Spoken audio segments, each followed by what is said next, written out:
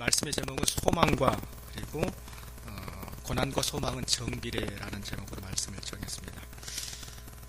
오늘 말씀을 보니까요, 특별히 많이 등장하는 단어가 나옵니다.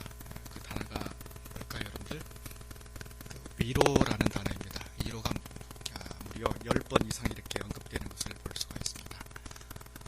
여러분, 위로받기 좋아하십니까? 표정이 좀 그러시네요. 위로를 받는다. 우리가 위로받는다. 컴포트 된다. 참 좋은 말입니다.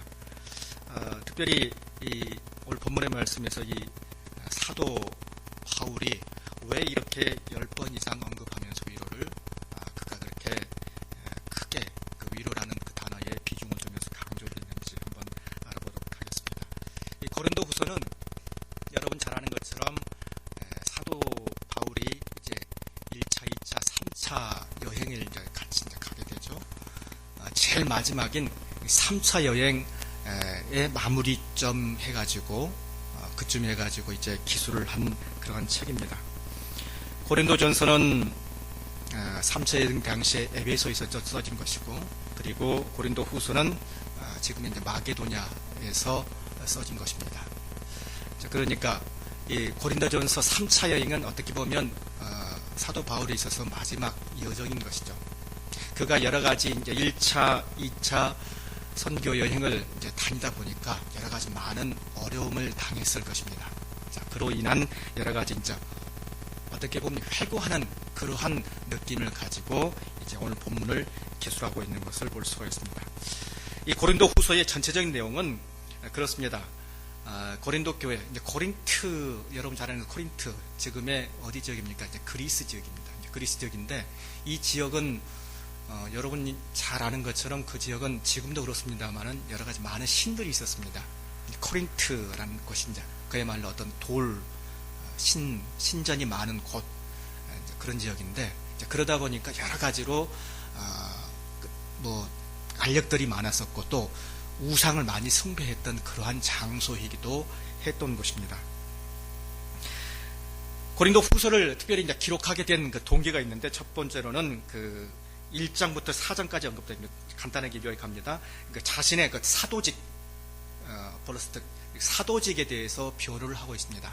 왜냐하면 그 이전까지는 사도 바울이 그들 입장에서 봤을 때는 유대인에 섰던 사람이었고, 그렇기 때문에 계속해서 나름대로 크리스찬이라고 이렇게 인정을 해주지 않았던 모습이었습니다. 그러다가 이제 사도행전 9장에서 예수 그리스도를 만난 후에 변하게 되고, 그런 다음에 계속해서 어려움을 당하게 되는 것을 볼 수가 있는데, 그런데 이 크리스찬들이 봤을 때는 정말 저가 예수를 믿는 자인가, 배교에 있던 사람인데 어떻게 그렇게 할 수 있느냐 하는 어떤 그런 입장에서, 아니다, 나는 사도직의 정당성을 갖고 있다라고 얘기하면서 1장부터 4장까지는 언급하고 있고요. 그 후로 보면 계속해서 고린도 안에서 바울의 대적자들이 이제 등장을 하게 되는데, 10장부터 13장까지는 이제 고린도 교회 안에서 그 적재자들에 대해서 내가 진정한 사도이다 라는 그러한 모습을 계속해서 강조하면서 너와 그 고린도 교회에 있는 교인들과 나와의 그 관계는 계속해서 회복 지속되어야 된다는 사실을 가르쳐주기 위해서 이렇게 하고 있는 것입니다. 또한 두 번째로는 에루살렘에 있는 교인들을 구제할 목적으로 그 연보를 모으기 위해서 이 고린도 후서를 기록하고 있다고 오늘 본문은 얘기하고 있습니다. 특별히 이제 고린도 후서 1장, 우리가 같이 1절부터 11절까지 내용을 읽었습니다. 이 내용을 읽으면서 여러분들 어떤 생각이 드십니까? 고난과 그 위로, 그리고 거기에 따르는 소망과 감사, 이게 조목조목 잘 등장을 하고 있습니다. 그런데 이 고난을 받게 되면 나중에는 정말로 어려운 그러한 시험을 당하게 되고 환난을 당하게 될 것이라는 사실을 구체적으로 언급을 하고 있습니다.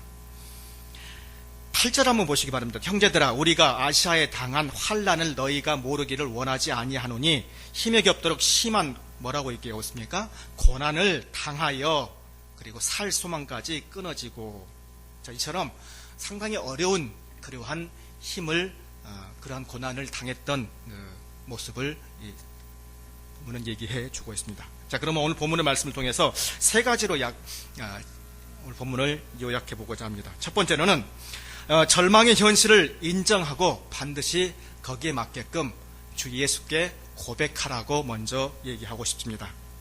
절망의 현실을 인정하고 반드시 고백할 필요가 있다는 것입니다. 여러분, 현실을 인정할 때 내가 지금 절망에 빠져 있는데 그것을 인정하지 않고 가면 어떻습니까?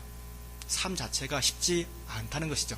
근데 오늘 사도 바울은 그러한 고난이 위치해 있을 때, 위기가 닥쳐있을 때 반드시 그것을 고백하고 인정하라는 것을 얘기하고 있습니다.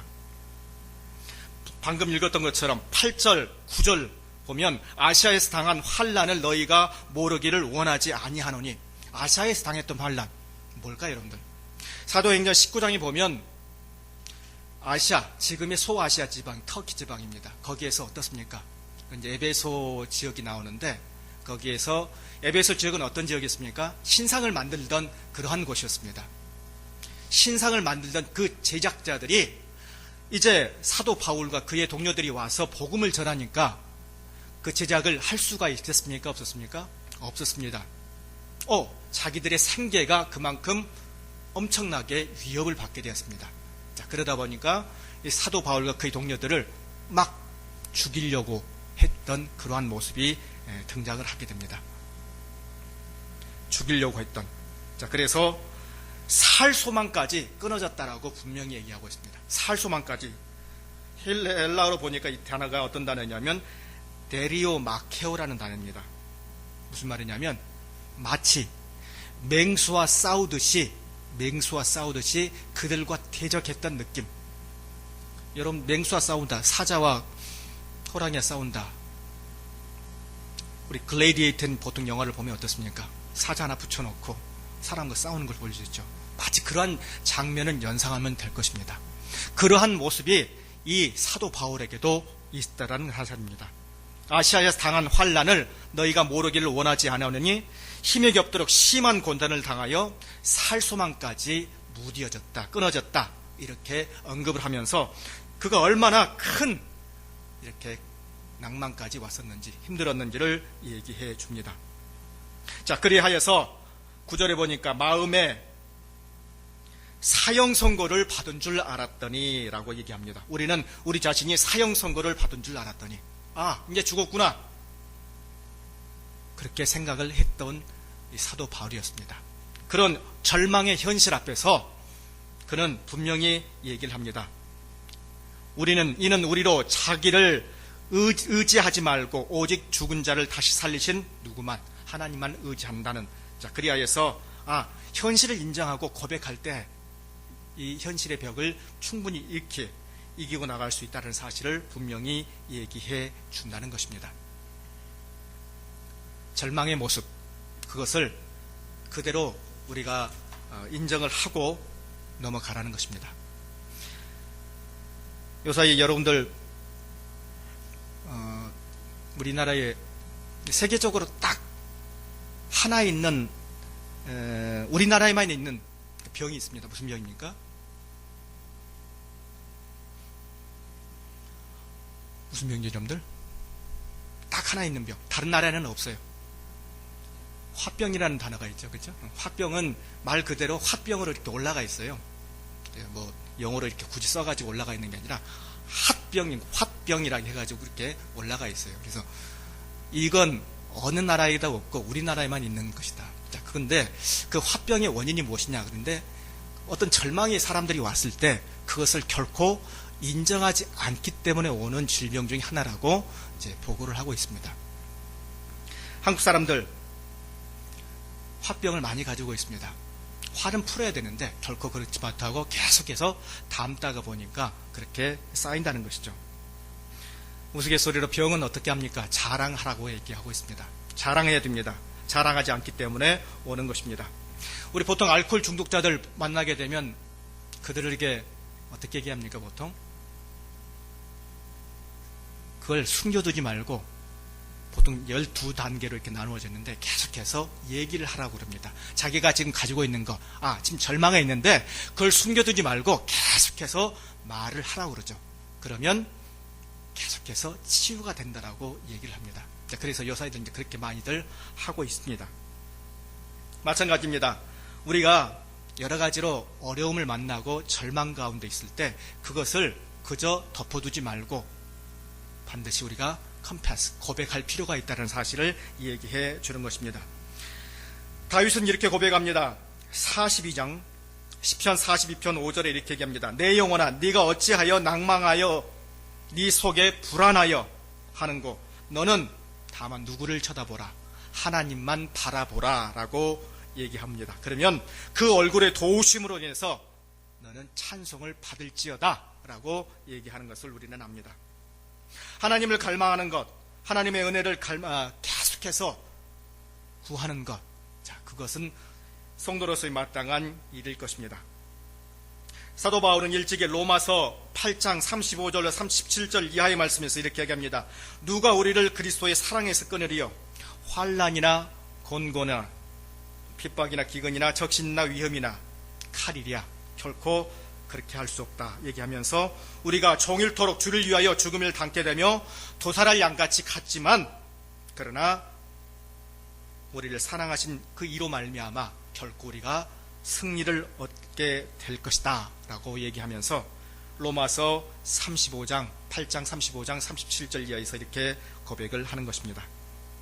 여러분 결코 어떤 절망의 위기, 딱 위기가 왔을 때 두려워하지 말고 온전히 주님께 고백하시길 바랍니다. 그리하면 하나님께서 놀라운 그 은혜를 베풀어 주실 것입니다. 그리스도의 이름 가운데 그리스도 이름으로 말미암아 그 어떤 고난이 온다 할지라도 결코 하나님께서는 그 모든 것들을 다 물리쳐 주실 것이라는 것입니다. 자, 두 번째로는 자신이 아닌 하나님만을 계속해서 의뢰하라라고 얘기하고 있습니다. Depend on God, only God. 하나님만 계속해서 의지하라고 얘기를 합니다. 9절에 보면 아까 우리가 읽었습니다. 하반절 마지막에 이렇게 얘기합니다. 이는 우리로 자기를 의지하지 말고 오직 죽은 자를 다시 살리시는 누구만요? 하나님만 의지하라라고 분명히 얘기를 합니다. 여러분 고난을 주님께서 주신 이유가 뭐라고 생각되십니까? 우리 한번 찾아보고 넘어가도록 하겠습니다. 신명기 한번 보시기 바랍니다. 신명기 8장 2절을 한번 보시면 그 내용에 잘 드러나 있습니다.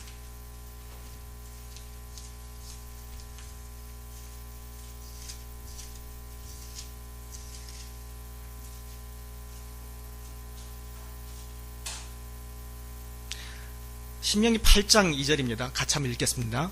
찾으셨습니까? 시작. 내 하나님 여호와께 이 40년 동안에 내게 광야길을 걷게 하신 것을 기억하라. 이는 너를 낮추시며 너를 시험하사 내 마음이 어떠한지 그 명령을 지키는지 안 지키는지 알려 하심이라. 이해가십니까?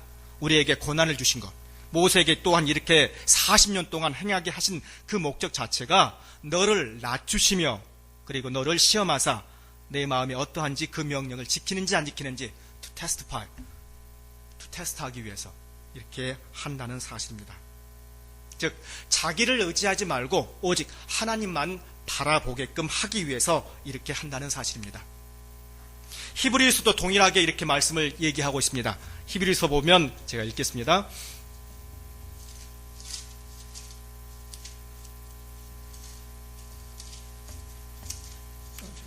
히브리서 12장 10절에 이렇게 얘기하고 있습니다.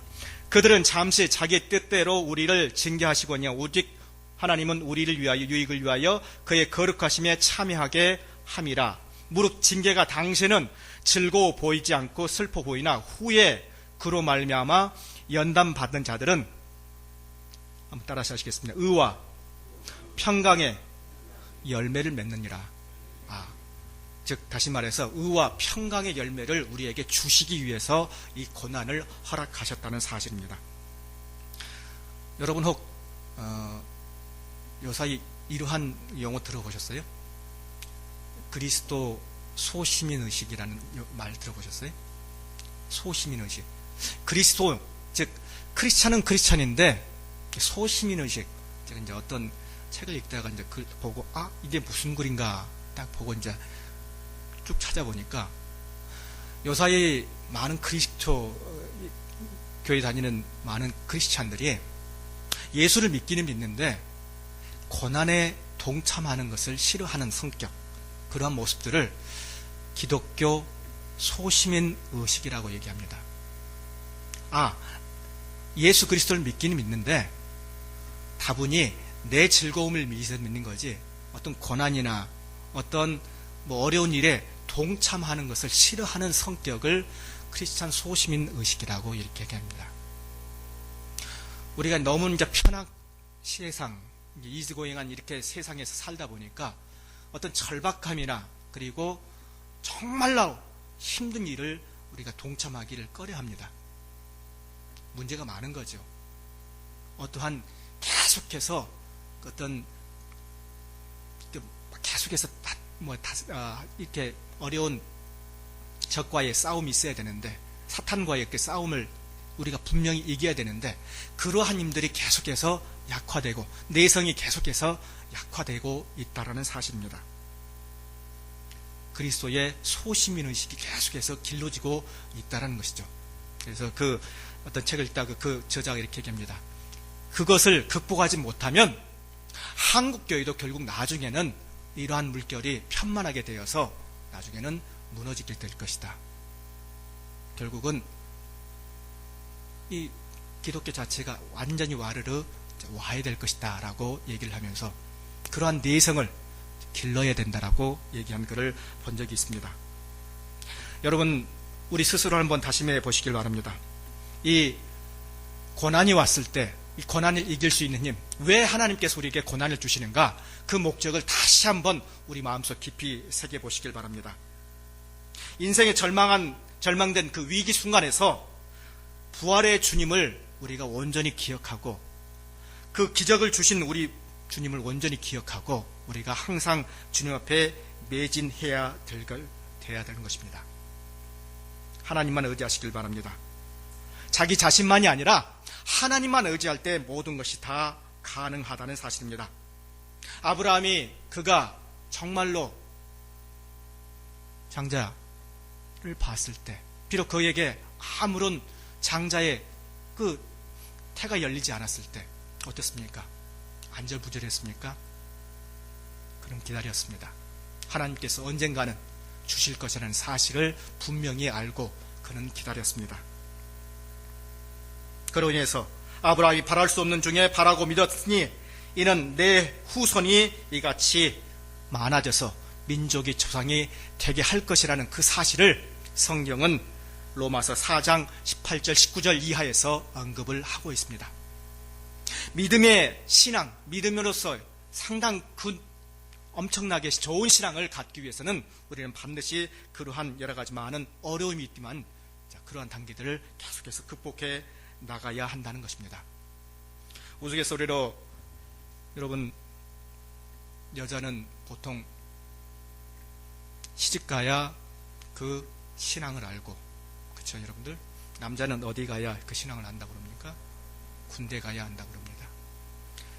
여자는 시집가서 정말로 예수 믿지 않는 그 집안에 가서 내가 예수를 믿으면 여러 가지 많은 어려움이 있을 텐데, 그러나 그러한 순간순간을 잘 극복할 때 그 사람이 정말 진정한 신자이고, 남자는 군대 가서 비록 여러 가지 열차를 받고 한다 할지라도 그가 그것을 잘 극복할 때 그가 정말로 신앙인이 있는지 아닌지를 판단을 할 수가 있다는 것입니다. 여러 가지 많은 어려움이 있습니다. 고난이 있습니다. 그러나 하나님께서는 반드시 우리에게 큰 위로를 허락하여 주시고 그 어려움 가운데 큰 위로를 선사해 주신다는 것입니다. 여러분, 고난이 다가옵니다. 그러나 그 고난을 반드시 이길 때에 그와 맞먹는 방불한 뭘 준다고 또한 얘기하고 있습니까? 위로를 허락하여 주신다는 사실입니다. 위로를 주십니다. 위로를 주시는데 놀라운 은혜를 베풀어 주신다는 것입니다. 여러분 나약함을 진실하게 하나님께 토로하며 철저히 절망하지 마시고 오직 주님만을 바라보시길 바랍니다. 여러 가지 절망 중에서 어려움이 있으면 그 어려움을 주님께 맡기시길 바랍니다. 글을 읽다가 어떤 글을 잠깐 읽었는데 참 의미가 닿아서 한번 읽어보려고 합니다. 보통 우리가 위로를 누구한테 이렇게 위로를 받으려고 그러죠. 대부분의 많은 크리스찬들이 내가 정말 절망의 위기에 빠졌다. 이걸 갖다가 어떻게 해야 되나. 근데 대부분의 이제 들어주는 사람이 잘못하고 있는 네 가지 방법이 있다고 그래요. 하나는 첫째 이제 그 금기사항 중에 하나는 뭐냐면 말로써 사람을 위로하지 말라라고 그래요. 무슨 말인지 알겠어요? 말로써 그냥 말로만 가지고 어떤 사람을 절대 위로시키지 말라는 겁니다. 두 번째는 어떤 고난이나 힘든 원인 사연을 들이려 하지 말라. 그게 어떻게 됐어? 뭐 어떻게 돼서 하면서 그렇게 꺾꾸지 거지것대로 계속 이렇게 캐묻듯이 어떤 사람의 그 절망된 모습을 캐묻지 말라는 것입니다. 세 번째로는 인생은 다 그런 것이다 라고 그 사람에게 그렇게 모든 인생을 다 초연한 것처럼 달관인처럼 그렇게 어떤 그 비대행자에게 말하지 말라는 것입니다. 네 번째로는 이게 참 재밌는 건데요. 성경 구절을 인용해서 위로하지 말라라고 얘기합니다. 욥도 그랬어. 너도 그렇게 할 수 있어. 이렇게 말하지 말라는 것입니다. 여러분 보통 어떤 절망에 있는 사람이 있습니다. 보통 어떻게 위로하십니까? 이 네 가지 중에 어디 범위에 포함되신가요?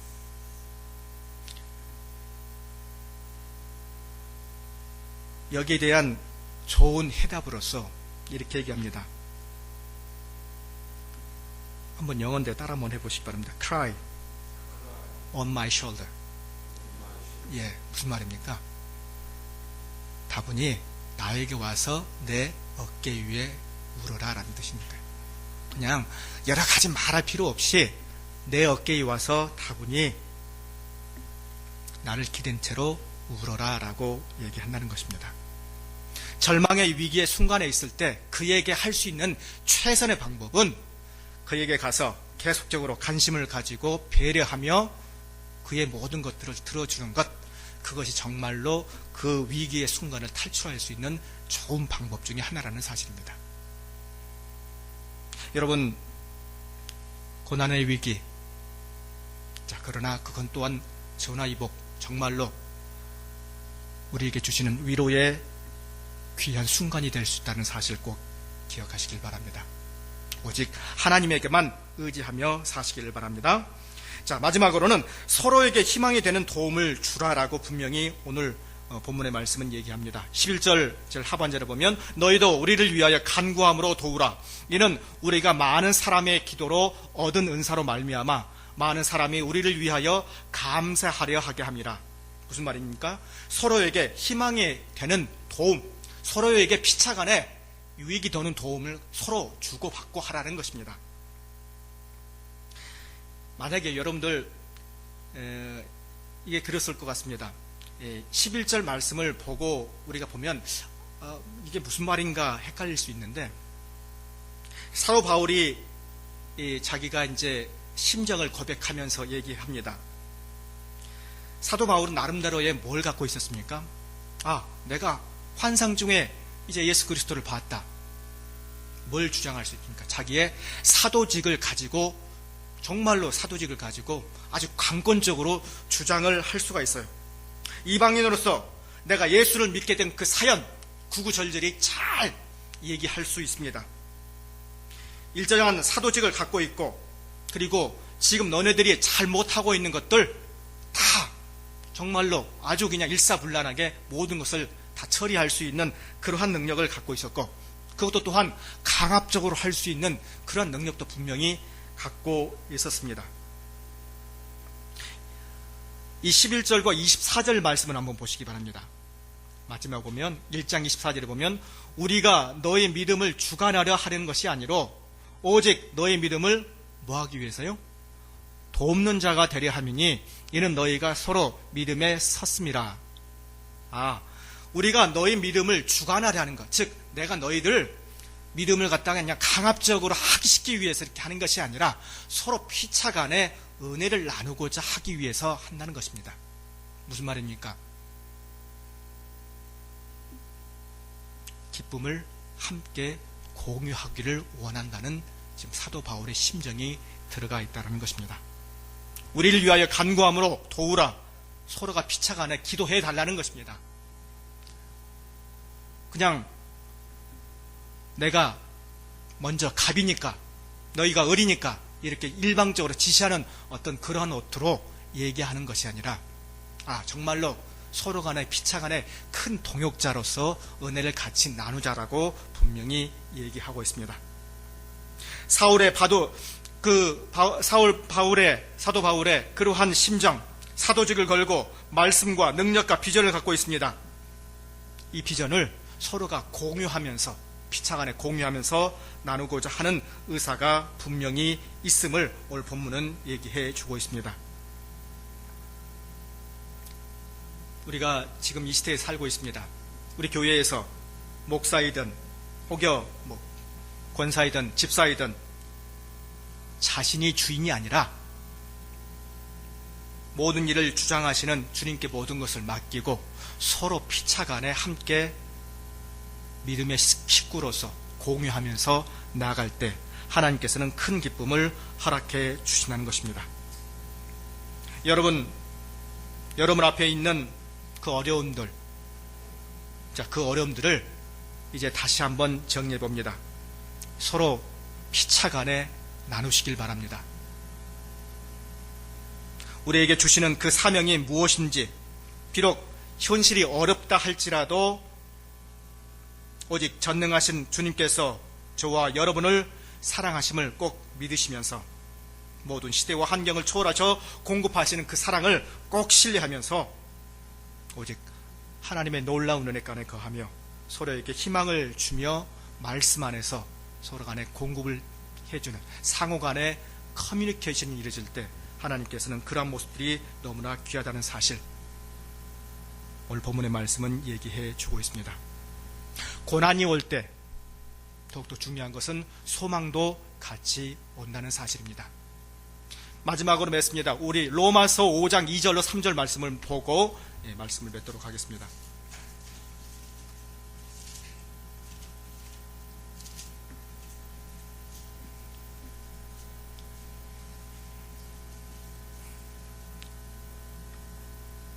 우리 같이 한번 읽겠습니다. 시작.